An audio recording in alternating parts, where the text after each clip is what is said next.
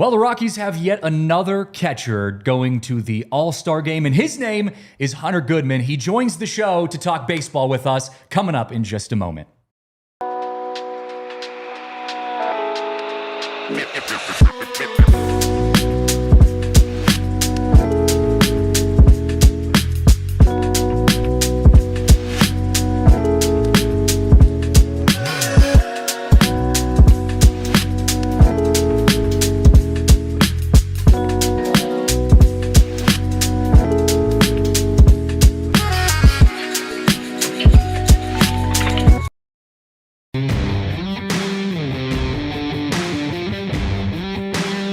What's up, everyone? Happy Monday here at the DNVR Rockies podcast. This podcast is presented by Bet365. Download the Bet365 app. Use that code DNVR365. Place a bet, $5. You can get $150 back in bonus bets. We have an incredible show today, and we are starting it off with some breaking news.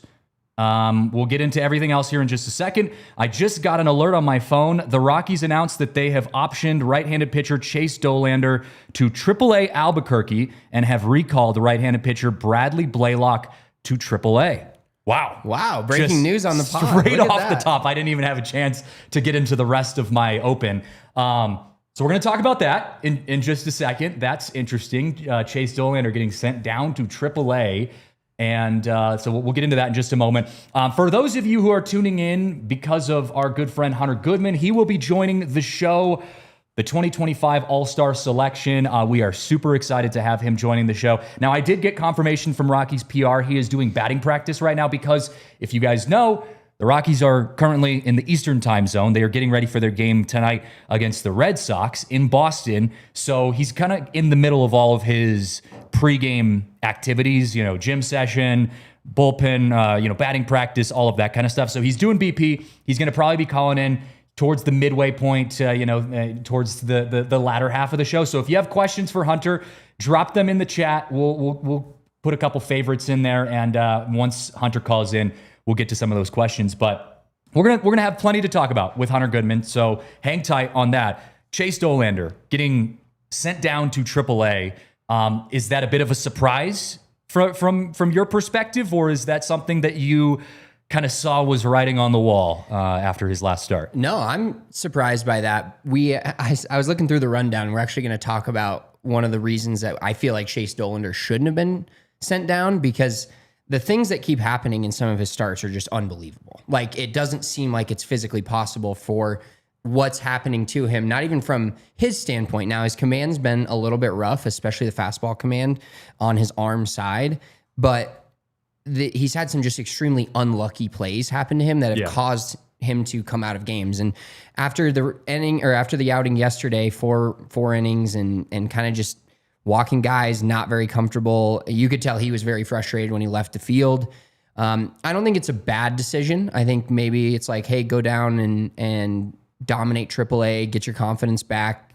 He'll maybe rejoin the team after the All-Star break. So I think it's maybe good to get his mind reset. And it is surprising, but at the same time, we've talked about it multiple times how the Rockies have had success sending guys down this year, and Michael Tolia's and Jordan Beck's.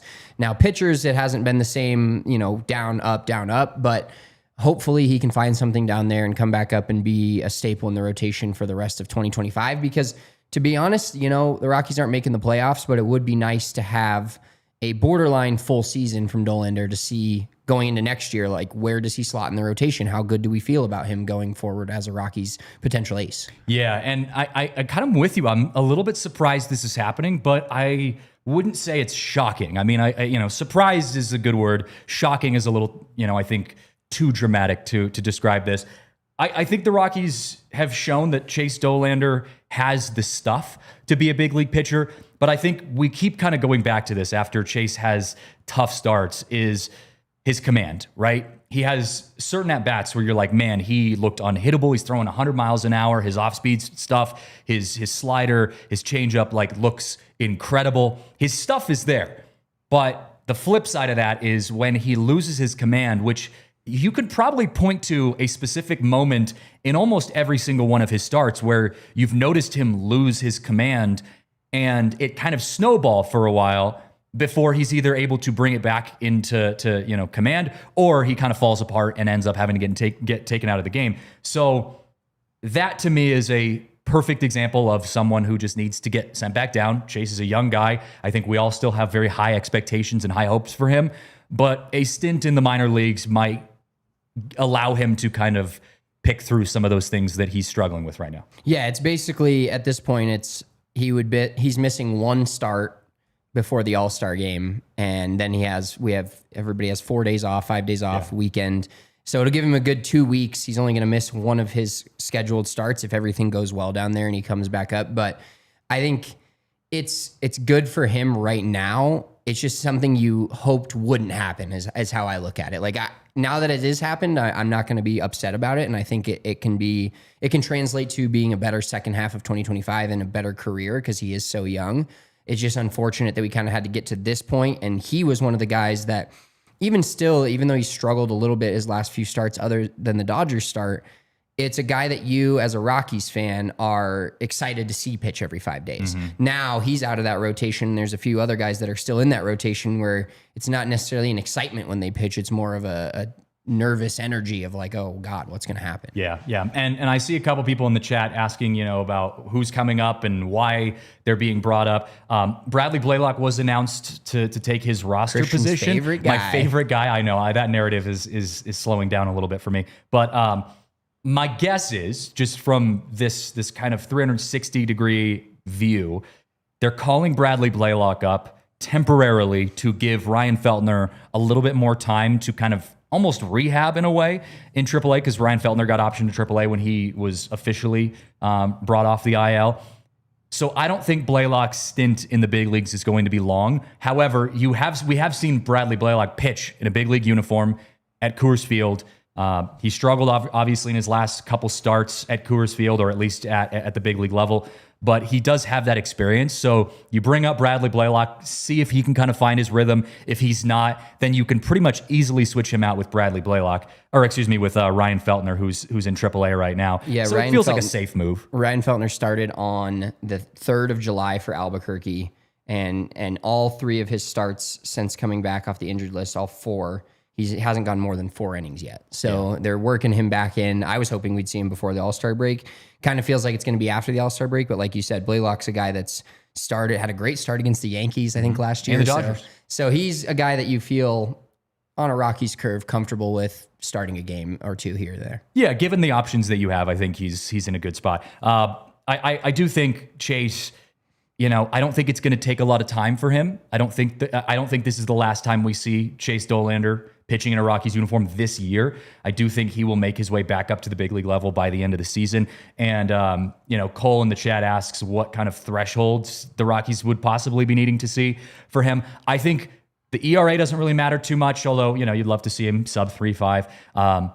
The strikeouts don't really matter that much to me, and maybe kind of a hot take on that. I don't think that's as big of a deal for the Rockies, but what I do think is a big deal is his walk ratio. I think they want to see him executing his command at that minor league level, because we know he can strike people out at the AAA level. The dude was dominant in AAA, and there is a big gap between AAA and the big leagues. So we know he can strike guys out. You got to see him just dominate his command at AAA. If you see him do that for a couple weeks, maybe a month, I say by August we might see him in a Rockies uniform again. Yeah, it's all on command. The more I've studied prospects and what guys get called up, a lot of the stats really don't matter in AAA because you're trying to work on things. They do matter in general, but overall, the pitching coaches and the coaches down there communicating with the guys up at the Rockies saying, what are you seeing from him? What does the fastball velocity look like?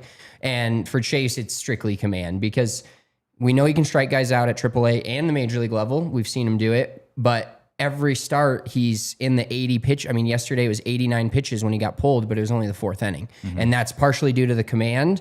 And not only, you're getting guys out, but you're getting guys out on 3-2 counts, or you're starting everybody with a 2-0 count or a 3-0 count. You're never going to be able to be successful in the major leagues starting that way. So the command is huge. The fastball command, arm side is huge. And we know the stuff is there, but we just need him to throw strikes and be a little bit more around the strike zone with a lot of the first pitches of at bats. First pitch strikes, man. Yeah, 100%. Felix asks, Tovar should be returning soon. That's another guy we're keeping an eye on. He was sent for his first rehab assignment, I believe. Now, I think he should be on that rehab assignment now. So yes, we should be seeing Tovar soon. Tovar's timeline feels to me still like a post All-Star. I mean, it feels to me like a post All-Star game return timeline. And I think we might have more information after the MLB draft on what the infield situation is going to look like for the Rockies. Because remember, Ryan McMahon is, as of now, the biggest target in the trade deadline for the Colorado Rockies. The Yankees have already called on Ryan McMahon. So the Rockies might go into the month of July or later into the month of July without a third baseman, in which then if Tovar returns, you might end up moving Ryan Ritter over to third, or maybe you put Orlando Arcia at third and you kind of have the Ritter-Tovar combo up the middle with Estrada fitting in there. I don't see this being a situation where Ritter gets sent down. I think Ryan Ritter's done enough to prove at least that he can continue getting at bats at the big league level. But I do think when Tovar returns, that might push the Rockies' hand to push that Ryan McMahon trade a little bit more aggressively, let's say. Yeah, we're just sitting here hoping that we love Ryan McMahon, but they need to be aggressive at the trade deadline in the fact of getting rid of some veterans that may have some value to other teams and restocking the farm system, getting some prospects that hopefully can be good in a couple of years, and McMahon's at the top of that list. And there's, for all the Rockies' faults, they do have a lot of guys that can play a lot of positions. I mean, Tyler Freeman could probably play third base. Yeah, Orlando Arcia can play third base. Ryan Ritter can move over there. And I agree. I think Ryan Ritter he's done enough. Yeah. He's hitting ninth in the lineup, eighth or ninth, but has been pretty solid, had some RBIs, had a big hit the other night. He's getting on base almost every game. Yeah, and he's fast. He scored yesterday on a double from first. Never keeps his helmet on. The helmet always comes off when he runs. It is a way better look, when you lose your helmet at first before you get to third. That looks way cooler. Yeah, exactly. But no, Ryan Ritter should stay at the major league level. And Big Sexy in the comments, Farmer DFA, please, God. It's bad. It might be time. Yeah, I know. It's time. And look, it's one of those things where Farmer was playing great at the beginning of this season, and you hoped that the fall off wasn't going to be there, but it just has not been at the level of some of your prospects who are playing up to that level. Again, if you have to ask me between Kyle Farmer or Ryan Ritter, who would I rather have that at bats? Even if statistically maybe Kyle Farmer is kind of right in the same realm as Ryan Ritter, I'm giving those at bats to Ryan Ritter. And that's just the reality of the situation. So it's nothing against Kyle Farmer. He's doing his best, but I just think the situation calls for Ryan Ritter to get that playing time over Kyle Farmer if that's a decision that has to be made. 100%. And even the Astros game where Yanquiel Fernandez's first career start, Kyle Farmer came in to pinch hit for him because it was a lefty on the mound in the ninth inning. He was the tying run, and I would have much rather seen Fernandez get that shot in his first career start. Farmer, and hindsight's 2020. Farmer hits a double there. We're all feeling great about it, but reality of the situation is he grounded into a double play when Yanquiel Fernandez, that's a massive at bat for him in his first career start. And yes, is there pressure, but that's what helped. These are MLB players. They need pressure. And so seeing him be pinch hit and the fact that it was Farmer, and then the fact that it was also a double play that ruined the rally the Rockies had, it was rough. Yeah, it's tough. It's tough. But a lot of those kind of things, those conversations are going to continue happening because, look, we've got a week until the MLB draft. And the Rockies have already gone on the record with our friend Kevin Henry of the Denver Gazette saying that they are not going to be focusing on the trade deadline until after the MLB draft, which I have strong feelings about. We'll get into that later. But regardless, at least on paper, the Rockies are focusing on the MLB draft right now. After that, they will be focusing on the trade deadline. And we know there are a handful of Rockies that could possibly be dealt and the transactions that would transpire beyond that, whether players getting DFA'd or called up or what that looks like. So a lot of interesting stuff to keep an eye on. And we'll keep you guys posted on that. But got to take our first break on the show here. After the break, though, we got to talk about Hunter Goodman because he was officially announced an All-Star. He will be joining the show later in the programming here in this next hour. So stay tuned for that. We're going to talk about Hunter Goodman and his path to the All-Star game coming up next. Well, friends, if you are in the process or in the need to get your floors replaced, you got to check out our friends over at Empire Today, because Empire Today, they live and breathe good flooring. They've replaced all of the floors in our studios. They've helped my wife and I get the perfect floor in our home because, we're in the process of getting ready to move. It feels like we've been getting ready to move for a year now, but it's really happening. And one of the big projects we've been working on is getting our floors replaced. Empire Today has been incredible. One of my wife's favorite tools with Empire Today is they have the virtual floor designer, where you can take a picture of your living room and it actually superimposes what the new floor would look like, or specific floor designs would look like. Incredible. My wife loves it. And so of course, when she loves it, I love it. Empire Today, they do incredible work. So be sure to schedule a free in-home estimate today, because some things are just better at home. DNVR listeners can receive a $350 discount when you use promo code DNVR. Yes, you heard me right. That is a $350 discount with that code DNVR. Restrictions apply. Visit EmpireToday/DNVR for full details.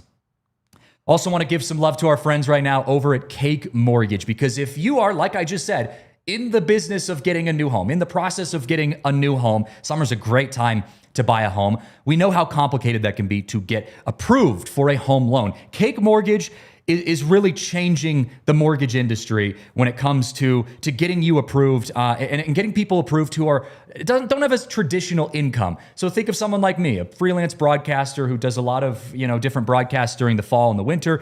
It's hard for me to say, I don't have a 9-to-5 job that I have a consistent paycheck on. And when you want to go buy a home, that can drop some red flags from the banks. So Cake Mortgage, they are incredible when it comes to creative professionals, contractors, tech entrepreneurs, business founders, freelancers, and so much more. They basically help you get approved for a loan so that you can go buy a home no matter what your job is. So head to the link in the description to get started. That's Cake Mortgage Corporation, equal housing lender, NMLS number 1734623, licensed in Colorado by the Division of Real Estate. Terms and conditions apply.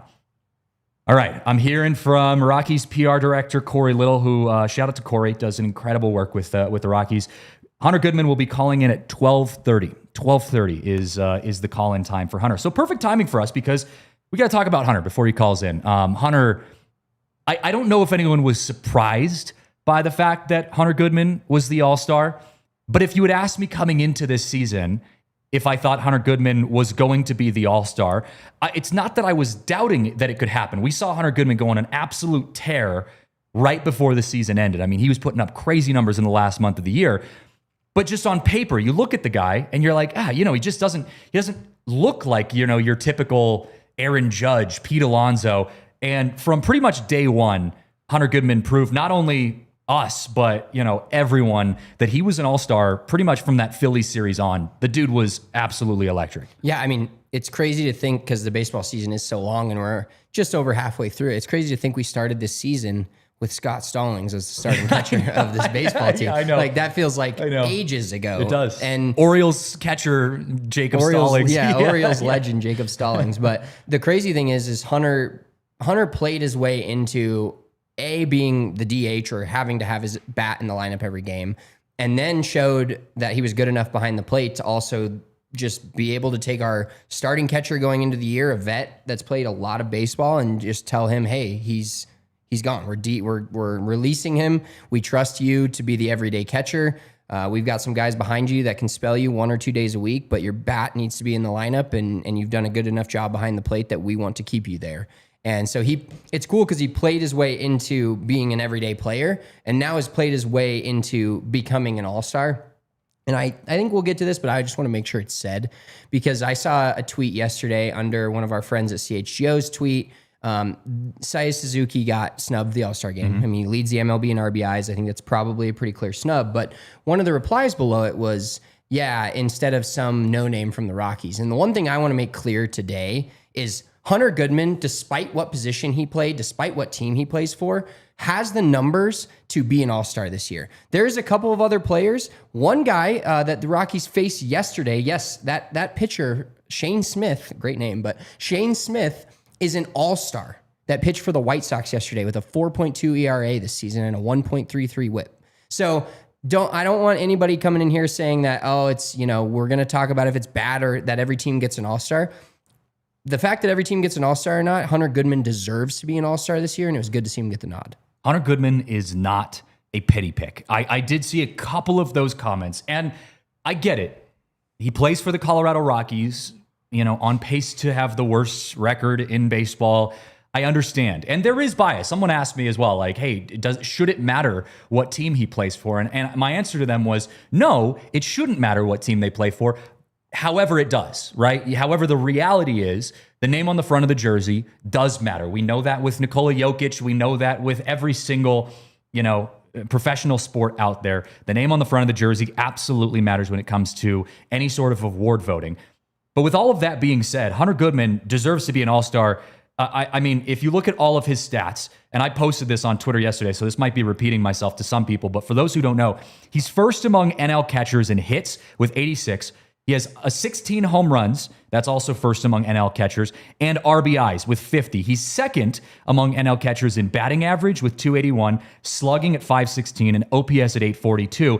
And again, you have to remember, we talk about grading things on a Rockies curve. This is a positive grade on a Rockies curve because the Rockies don't get a lot of guys on base. Their offense is something that's struggled all year, so you don't have a lot of guys getting on base to hit guys in with an RBI perspective. The Rockies struggle with runners in scoring position. All of those things are true. So to see him having these kind of numbers when he doesn't really have a lot of help on either side of him in the lineup, I mean, that to me, that's even more of an argument of why he should be an All-Star. 100%. Not hitting between Shohei Ohtani and Freddie Freeman. As any stat that you said there, that is he's second in NL catchers is all to Will Smith, the Dodgers starting catcher, who's hitting right after Shohei Ohtani and right before Freddie Freeman. So there's not a lot of protection for him in the lineup. Now, some guys have been better as of late. The Mickey Moniaks, Tyler Freeman's been great, but he is the guy that everybody zeroes in on as an opposing pitcher and as an opposing game plan of let's not let this guy beat us. Yeah. And he's still beating people. Yeah. And he's doing it consistently. He's doing it at Coors Field, although his numbers are actually better on the road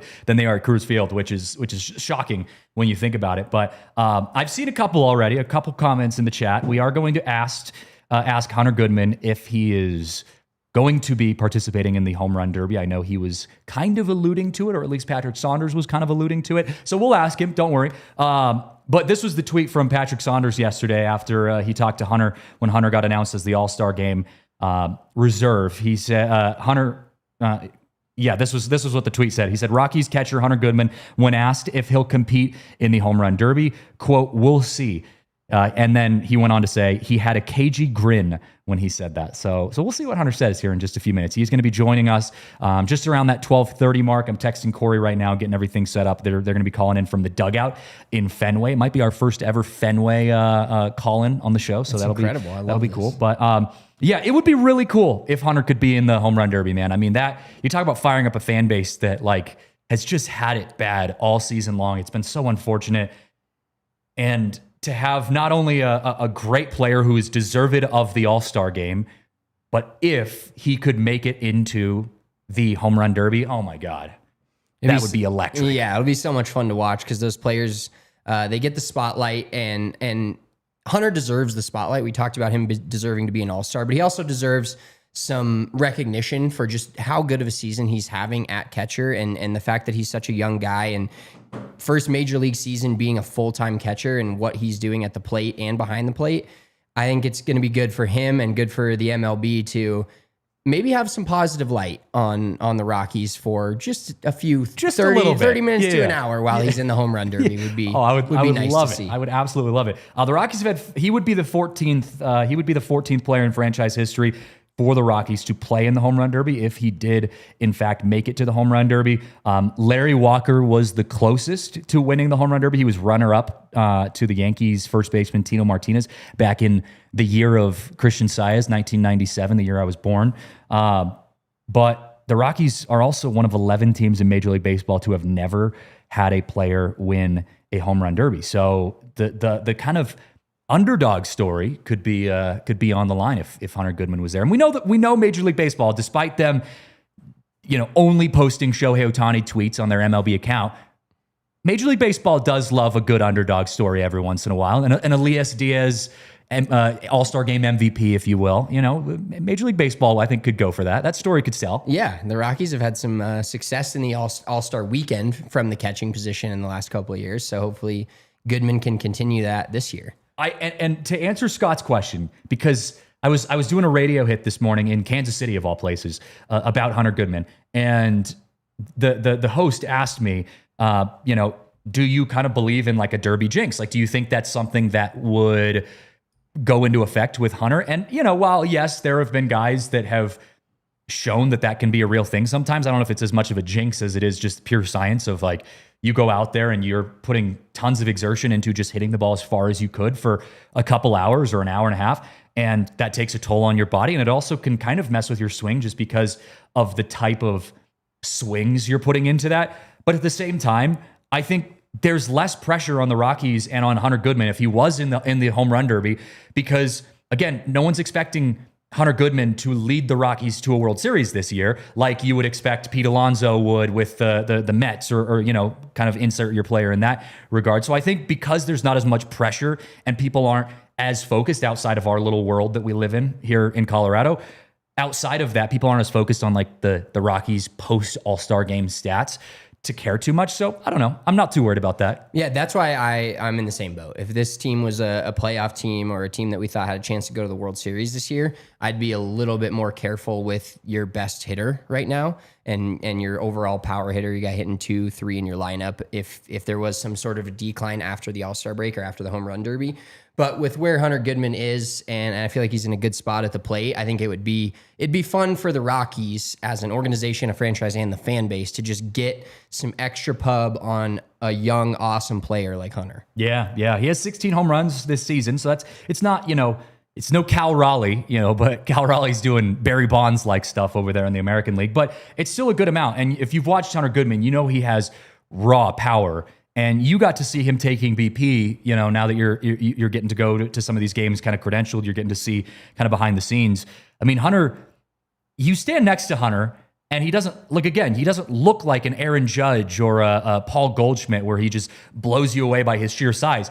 He kind of looks like an everyday average athlete, yet he gets up there in the box. And I mean, he's putting him up on the scoreboard, every other pitch. Yeah, your neck's going really fast as the ball exits his bat. It's impressive to watch. It is. It really is. So, we will ask him about that. That would be really, really cool if Hunter could, in fact, go to the home run derby and get his chance there. It's in Atlanta, so it's a little bit different. It's not like hitting home runs at Coors Field, but it would be electric to see him hitting home runs no matter what. Do you think Hunter Goodman, just given his swing and all of that, because I know some guys, their swing is set up to be really good in a game setting, but then they get into the home run derby and it's a little bit different. Do you think just from watching him in BP, watching him warm up, that kind of stuff, that his swing would translate into a home run derby environment? I'm going to be slightly negative on this and say not as much. I feel like Hunter Goodman's a really good, he's got 16 home runs, but more of a line drive hitter, which doesn't necessarily translate to a home run derby. Like, he doesn't have that big, like,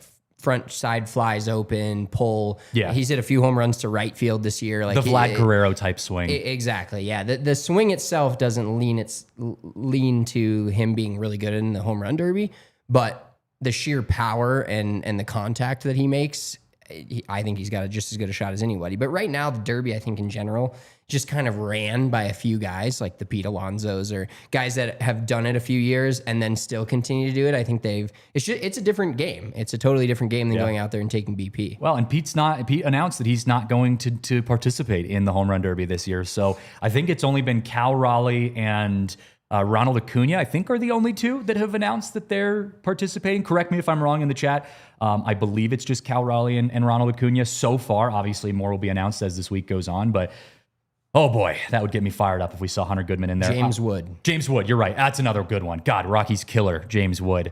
I hear Hunter calling in, so let me hit these next two ads, and then we'll talk to Hunter here coming up in just a moment.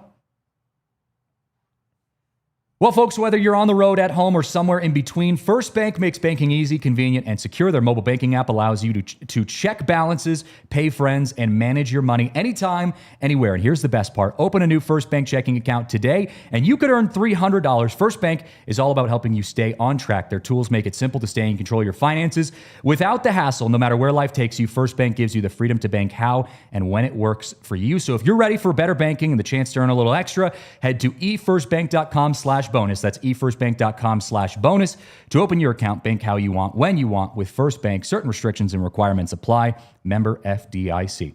Also got to give some love to our friends over at Game Time right now. Game Time makes getting tickets faster and easier than ever. They're also cheaper than ever. So if you are heading out to the All-Star game, the Home Run Derby, whatever you're doing, maybe you get to go watch our friend Hunter Goodman out there in Atlanta.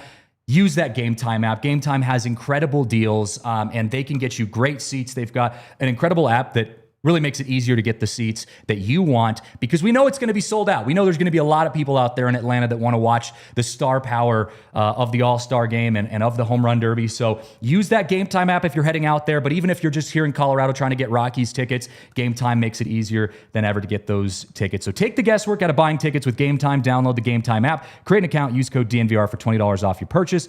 Terms apply. Again, create an account, use that code DNVR for $20 off. Download the Game Time app today. Last minute tickets, lowest price guaranteed. All right. Dion, are we good to go with Hunter? Is he's on? All right, I'm getting the thumbs up. Let's welcome into the show our new All-Star candidate and All-Star pick, Hunter Goodman, calling in from Boston. Hunter, first of all, welcome to the show. Thank you for calling in. Congrats on the All-Star selection, your first one. I got to start off by asking, when this season did you start to realize that you might have a chance to make the All-Star game this year? I mean, it was, I started playing really well in June and knew there was an opportunity there and kept playing well in June. And so I knew it was there. Obviously, it's something like, it's awesome, but at the same time, I was trying my best to kind of just play the game and not really worry about it. But yeah, I kind of had a feeling I had a chance. Yeah, no, of course. I think all the fans knew that too. And we know that fan voting can be tough. You know, I mean, Rockies fans were obviously putting in their best word for you. But I think, you know, what obviously sent you into the All-Star game was the player voting. And I think that goes to show a lot of players around Major League Baseball have really started to recognize who you are offensively, who you are as a catcher, and what you mean to baseball so far this year as a young player. How does that feel to know that your name was selected largely through that player vote from some of your peers? Yeah, I mean, it's an awesome thing. I mean, being able to say that other guys around the league thought I should be a part of that, and honestly, it's a really awesome thing for me, and I'm happy that it happened that way. So it was really cool to see that. Yeah, well, the last catcher who was in the All-Star game for the Rockies was Elias Diaz a couple years ago. He ended up winning the All-Star game MVP. Do you feel like that puts some pressure on you to go out there and you know, one-up him a little bit? I mean, maybe not put the pressure on, but I'd love to do that again. That'd be awesome. Yeah, well, I got to ask before we kind of get into some other questions. I know it's kind of unique to be able to catch someone who's not in the Rockies, you know, rotation, getting to go to the All-Star game. So, if there's a specific pitcher, or is there a specific pitcher that you most want to catch when you're going to be in that All-Star game? No, I mean, not really. I think it'll be awesome just getting to know some of the other guys and getting to catch some different guys and see how their stuff plays, maybe learn some stuff. I think that's going to be one of the coolest parts, is being around some of these older guys in the league that have been there and done so much in this league, and trying to pick their brain and maybe get some good advice going forward.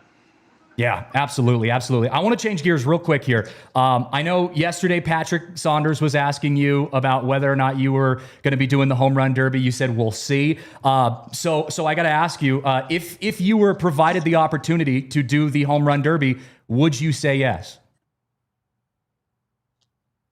I think so. Yeah, I think so.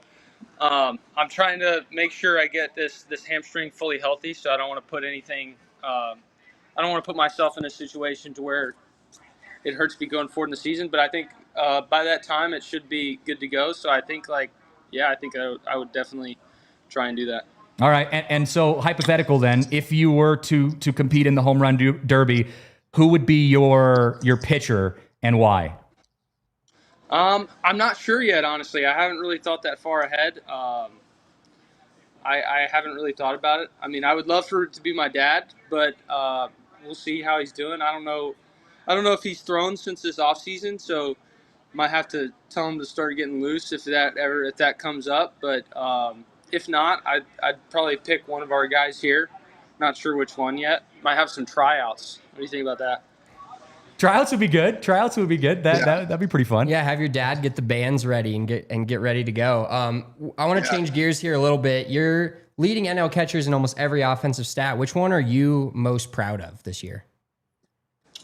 I think RBIs for me is probably, like, throughout my career, RBIs has been something that I try to pride myself in hitting with runners in scoring position and driving guys in. I feel like that's part of the reason I was drafted, and that's kind of been like my identity going through the minors. Had some really good years, drove in 102 years in the minors, so being able to do that here this year has been big for me, and it's been exciting. Yeah, absolutely. I want to get to a fan question here before we continue. One of our fans here writes in, Hunter, who was the most influential person in the Rockies organization in your 4 years in the minors that helped propel you to the big leagues? Could have been a manager, hitting coach, scout, analytics person. Who's been the most influential in your career? That's a really good question. I'd say I'd probably say Nick Wilson. He's our hitting coach here now. Is probably the biggest on the offensive side. I had him. He was my hitting coach in Fresno when I first started in Low A, and then he was our hitting coordinator shortly after that. So I've had him the whole way through, and worked with him so much that we've created a great relationship. And then on the defensive side, I'd probably say Dustin Garneau, which he's also here now. He's our bullpen coach now. But over the last 2 years, he was our catching coordinator, and I know him and Jerry Weinstein were really pushing for me to be a full-time catcher, and it ended up happening this year, and I've had a lot of success with it. So I have to thank those guys a lot for kind of helping get that push through. Yeah, well, and you really did make that transition pretty much this year into being the full-time catcher for the Rockies, and so, from your perspective, getting to get as many reps as possible catching a lot of different pitchers for the Rockies, how do you feel that transition has gone? Do you feel like you're in a position where you feel as comfortable as you've ever been behind the dish, and do you feel like you can kind of keep propelling that into the next few years? Yeah, 100%. I think over the span of this first half, I think I've improved behind the plate. I think I've created a better relationship with the pitchers. I know last year it was hard. I was catching very sparingly in the big leagues last year. And when you're catching sparingly like that, it's hard to create a good relationship with the pitchers and have them trust you. So I think this year being full-time and being the main guy, I think I've gotten some trust from the guys and been able to really learn what they like to do and how to approach their outings and stuff like that. Now, it's tough to pick a favorite. It's like picking a favorite kid. But if you had to, which pitcher on the Rockies' current rotation or bullpen is your favorite to catch for? Favorite to catch for? It's hard. I like catching all of them. I'd say, like, starter-wise, I love catching Freeland. I love how the attitude he brings to the mound. He's a competitor. In the bullpen, I've enjoyed catching all our bullpen guys. I don't really necessarily have a favorite out there. Yeah. It's tough to pick, I get it. And like you said, it's like choosing your favorite kid, as a parent. But I want to ask about Warren, because Warren Schaefer is obviously the interim manager right now for the Rockies. You kind of came up with Bud Black as the manager. Now you have Warren Schaefer. Talk to me a little bit about, from your perspective, how you've kind of handled that shift, but also how your thoughts on Warren as the manager, how his and your relationship has gone. Yeah, the transition was it was smooth, I guess you could say. I think the guys, I think we all handled it pretty well. It's tough at first, but I think we all, at the end of the day, you got to go play baseball the next day. So, but having Warren so far has been great. I think the attitude and the attitude that he brings, and he wants to get better every day, and the energy that he brings to the clubhouse has been great so far. And I think all the guys really enjoyed playing for him, and so. Yeah, I know. I've only heard good things from everyone I've talked to, and I know Warren seems like he's done a great job, and so it helps when you've got a guy who can go out there and put on a show when he gets ejected. I know that was a bit of a fun thing for the fans to watch, but you talked about Kyle Freeland being a guy who kind of gets you fired up. Is there someone specifically outside of Kyle in the organization that I know it's been a tough season? Obviously, it's a challenge to keep the vibes up when the wins and losses have just been a little lopsided. But is there a guy in the clubhouse for you that just stands out as someone who brings a good energy and you feel really good playing with? I think Kyle Farmer brings a lot of energy into the clubhouse. I mean, he gets guys going every day. He's kind of he's a goofball, so like he kind of brings a good vibe of getting the guys going and making sure everybody's loose and laughing and stuff like that. Yeah, I love that. Well, last question here as we wrap things up here. Hunter, I appreciate your time. We've gotten a bunch of messages about, a possible nickname or a name change for you. I'm seeing a lot of Hunter Greatman. Are you okay if we change your last name to Greatman since you're our All-Star this year? Yeah, I guess you could call me that if you want. I don't mind. All right. Whatever. I think it's official. Hunter Greatman. Thank you as always, man. I appreciate your time. Good luck in Boston. We wish you the best. We're excited to see you in the All-Star game. Thank you. I appreciate y'all having me. Congrats, Hunter. Appreciate it. Perfect. Hunter Goodman. What a great guy. Awesome to talk to him. And like I said, I know we talked about his stats before he came on, and God, just to have an offensive guy. I know we thought Jake Bird might be, an all-star pick for the Rockies, and we were talking about the scenarios of whether or not, the Rockies would have a pitcher in the all-star game. But man, in a year where the offense has struggled so much, to have a guy who is 100% deserved of the all-star game from an offensive perspective is so refreshing. Yeah, and imagine where those numbers would be. He alluded to it as the hamstrings not in 100% right now. So he's missed a few games here and there, and some games where he's just been batting, not catching as well. So I think he's played a lot less games than he would have liked this year, along with not even being the full-time catcher all year. Imagine those numbers if he had started opening day as the full-time catcher and seeing where his bat would have gotten him then. So I'm hoping this is just more to come for not only the rest of this year, but there's been a lot of 15s, a lot of great number 15s in Denver history. One right now that's playing that's the best in the world at his sport. So hopefully Hunter Goodman can continue that 15 on. And I was thinking about this the other day. We talked about it off season and kind of going into the jerseys. And I'm like, I haven't bought a Rockies jersey with a number on it in a while. And I think Hunter Goodman's going to change that for me. Can you customize it to change the last name to Greatman? You can. And now that you say that, I'm 100% you doing have to. that. You have to do that. That was great. Thank you again to Hunter for taking the time. I know, like I said, I didn't know if he was going to be able to join us live because they're in Boston. They're ahead of us timing wise. And so they're in the middle of warm-ups, and he was coming out of a BP session. When he was talking about Warren, though, I don't know if you noticed, he looked to his left and laughed. I wonder if Warren was sitting next to him. Yeah, or somebody that saw he was on an interview and did something how dudes are. You always just do something funny when somebody's on camera. To start dumping some sunflower seeds on him or something like that. Yeah. Well, yeah.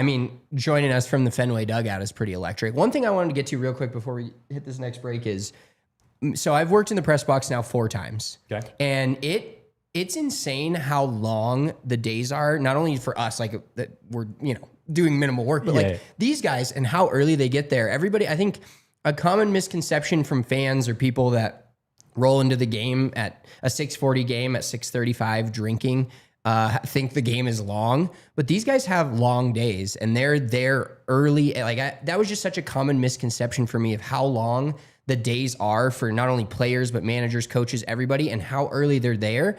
And then they're, there till 10, 11 o'clock at night. So it's a full 8-9 hour day, and they do More it than that, 162 times a year. Yeah. I'm just looking at our schedule here, because we have media availability schedules and stuff that come out. The home clubhouse for the Rockies, if it's a 6:40 game, which is normally the case at Coors Field, for a 6:40 p.m. start time, the home clubhouse opens at 2:40, and that's usually after guys have already come in, they've already hit the gym, like the weight room, they've already started doing BP, they're doing their hitter and pitcher, defensive meetings, they're doing all their coaching meetings.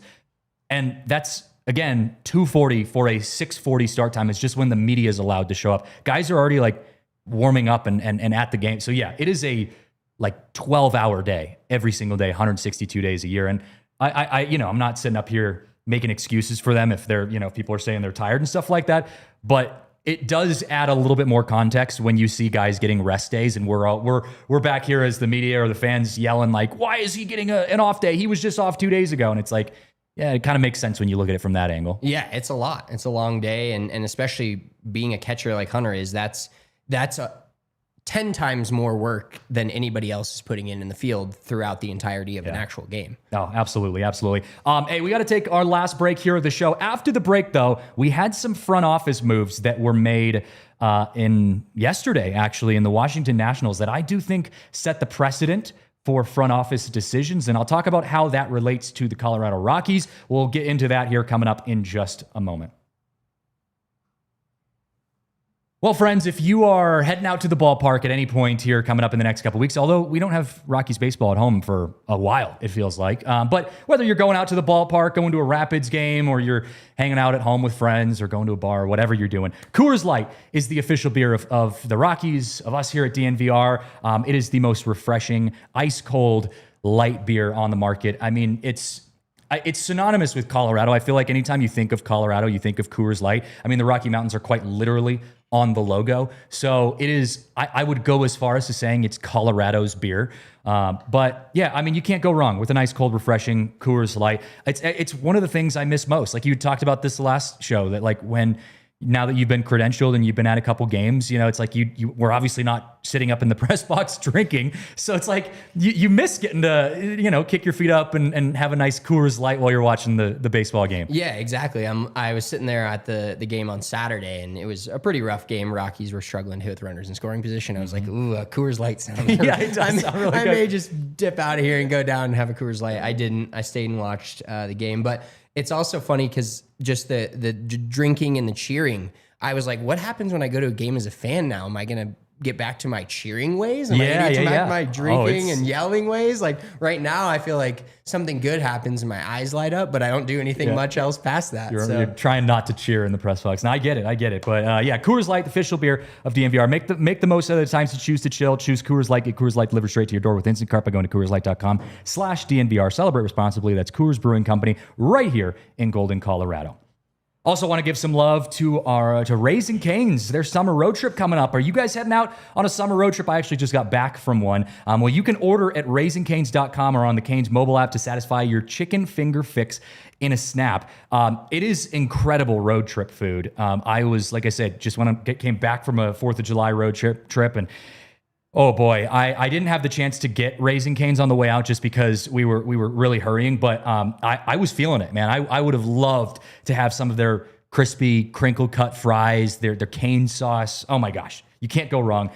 It is truly, I mean, it's like the food of the summer. We talk about, Coors Light being, Colorado's beer. Raising Cane's is like the food of the summer. My wife is Raising Cane's #1 fan. We go there before every Nuggets or Avs game when we go, because now we have a kid, so we try to cut the time down.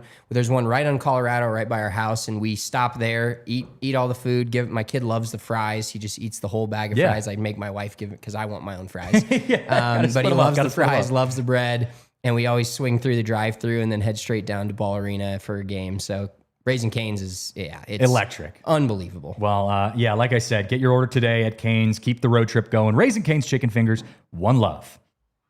All right, I don't know if you guys saw this. The Washington Nationals, I'm sure you did if you follow baseball. The Washington Nationals yesterday made a pretty controversial decision to fire their GM, Mike Rizzo, and their manager, Davey Martinez, which now, for context, the writing was on the wall. Davey Martinez was 1 foot in, 1 foot out. He was making a lot of kind of controversial comments that we were even kind of jumping on board when the Rockies beat the Nationals, and we were kind of making fun of him because he was like, it's never on the manager. You don't say that very often, or you don't hear managers saying that very often. But the interesting part about that, if you know anything about the situation around the Washington Nationals, is the fact that they have the #1 pick in the MLB draft ahead of your Colorado Rockies, who are picking at number 4. They have the #1 pick in the MLB draft coming up in less than a week. That's on Sunday. I got to say I was pretty shocked because we've talked about this on the show about, obviously it's no surprise. Bill Schmidt, Rockies GM, is on the hot seat. Bud Black was already fired.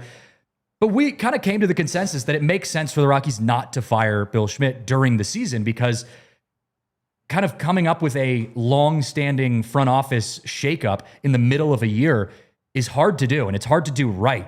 And so if you're going to do it, it's better to kind of wait till the offseason. The Nationals are going full out in left field, man. They're getting rid of their GM, their manager, and they're saying, we're just going to play this draft by ear. Yeah, I think, for any of you guys that are NBA fans out there, we kind of saw this happen with the Memphis Grizzlies. And then if you're a Nuggets fan, Nuggets firing their GM and head coach 3 games before the playoffs. And this is becoming more of a thing. I think we're going to sit back in 10 years and see all the different hirings and firings mid-season and think back to the summer or, spring, summer of 2025 when this became a thing. Because I think teams they're done waiting around. Yeah. And like you mentioned, they have the first overall pick. So why, if you know the writings on the wall, and this, I feel like I'm saying this from the Nuggets perspective, just being a Nuggets fan, where they saw the writing was on the wall in both the GM and the coach or manager for baseball, why wait? And why wait to make the decision until, clearly they're not happy with where the Nationals are at. That a lot of that was their GM and the decisions he was making. Why would you let him make another potential franchise-changing decision by picking at number 1 overall in this year's draft if you don't think he's around for long term? So get it done. I mean, they've probably done a ton of the scouting. I'd be curious.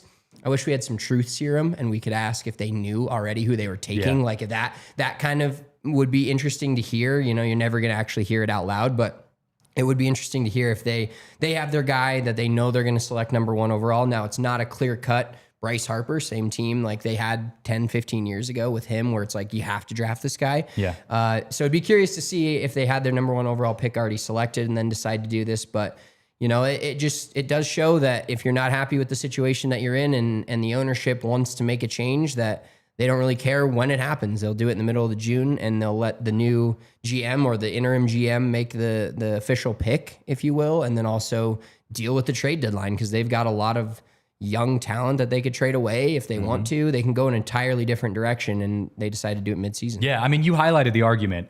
There's two sides to this. If you don't trust your GM, let's say in the Rockies case, you don't trust your GM, Bill Schmidt, to handle a trade deadline and a draft, then the theory is, why would you keep him around for a pivotal draft and trade deadline? But at the same point, I do feel like it does make more sense to wait, in the Rockies' perspective at least. And here's why. And I had said this a little bit last time when we talked to Kevin Henry about this. We all preach, if the Rockies move on from Bill Schmidt, that it has to be a hire from outside the organization. It cannot be a hire inside the organization. You can't promote from within to the GM. And so if that's the case, I think if the Rockies were to, let's just say today, they fired Bill Schmidt, I think there's a higher likelihood that someone from within the organization gets promoted to fill in or take that role over permanently than if they, after the season was done, released Bill Schmidt and said, now we have enough time to go through a full search process, a hiring process, and bring in someone outside the organization who has a different voice and can help kind of shake things up a little bit. So personally, just because I'm afraid of the Rockies promoting from within, I think they need to get through this trade deadline, get through the draft the way things are, and hope that they make the right decisions. And then once this offseason comes around, then you make those bigger changes. Yeah, if you're breaking it down as a pure fan of the Rockies, you hope that the next 2 weeks goes something like Ethan Holiday drops to 4. You have what we think is a no-brainer selection. You never know where the Rockies are going to go or their current front office, but you hope he drops to number 4. They draft him there and they stick out the rest of the season, find out what you got from a few guys that have been in and out of the lineup or are pretty young. You get to the offseason and then there's a full search. Because while, this is, if you want the short, quick, happy move, it's firing Bill Schmidt. Outside of ownership selling, which seems to be a lot of what the fans want, and I get it. It makes sense. Outside of that, the next move that could potentially inject some life from the fan base that's kind of halfway in, halfway out, or all the way out into this franchise is getting a new decision maker of the players on the field, which is Bill Schmidt mostly. He's still got Monfort above him. We know that. But if you fire Bill Schmidt now, everybody can be happy now. But like you said, it's going to just turn into, oh, well, we have a guy for the job already in-house that we feel like can do a good job. And then they're going to hire him, and then we're going to be more of the same. So Rockies fans, just hold on. If you've made it this far in the season, you can make it the rest of the season. I can promise you that, because I think it only is going to get semi-better from not only a wins and losses perspective, but some guys coming back, Ezekiel Tovar and Ryan Feltner. We've got a few guys coming back towards the end of the year, and I think it'll be a lot, after the trade deadline, it'll be a lot younger team, and hopefully the chance to watch some different baseball. I'm not saying it's going to be better or worse, but some different players on the field. The Rockies did get more interesting at the end of last season, if you remember. I mean, not to say they were some juggernaut team, but you looked at that young bullpen and you were like, hey, that's pretty good, and that's kind of fun baseball. And they were walking off games, and they were winning series. They were sweeping the Padres. The Rockies had some good moments at the end of last year, so we'll see. Burge, I don't know if there's ever been a GM who's been fired, so you might be right. The Rockies GMs might have all resigned. I do think that would be the case for Bill Schmidt. The words that I've been hearing around the clubhouse is that if the Rockies were to move on from him, he would probably announce his retirement. Similar to like Greg Fiesel, where it was like, we're just moving on from him, right? He's announcing his retirement, that kind of thing. A lot of the times that's just firing and resigning.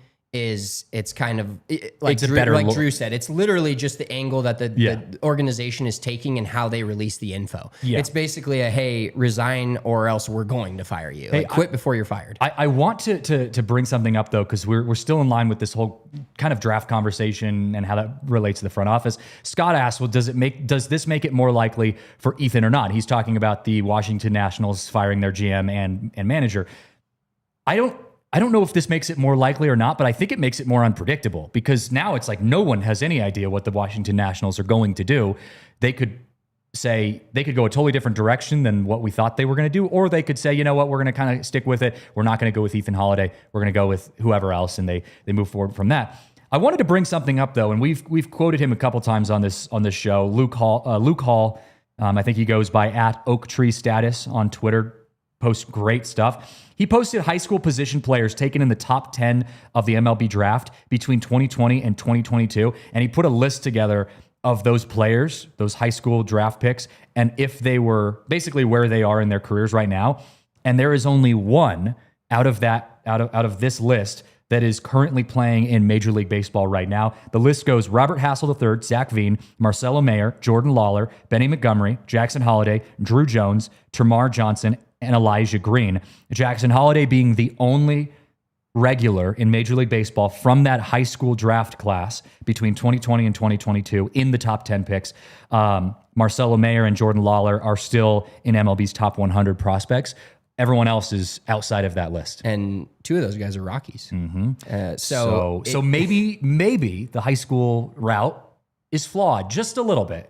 Not to say you couldn't strike gold, but you got to be careful. No, it's 100% flawed. But I, as a fan and as quote unquote media for this team, and being around the Rockies and being part of the Rockies organization for 30 years as as somebody that's paid attention to the names and this, like, his last name's Holiday. Just full stop there. I'm serious. Like, and to be fair, the one guy. I'm telling you, man. If it doesn't work out, it doesn't work out.